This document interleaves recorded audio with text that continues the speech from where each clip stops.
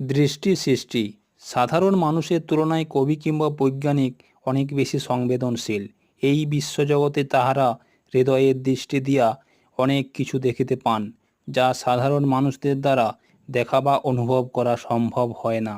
আমাদের দেখা যেখানে ফুরাইয়া যায়, কবির ভাবের দৃষ্টি সেখানে অবরুদ্ধ হয় না। বৈজ্ঞানিকের পন্থা স্বতন্ত্র হইলেও কবিত্ব সাধনার সহিত তাহার সাধনার ঐক্য আসে।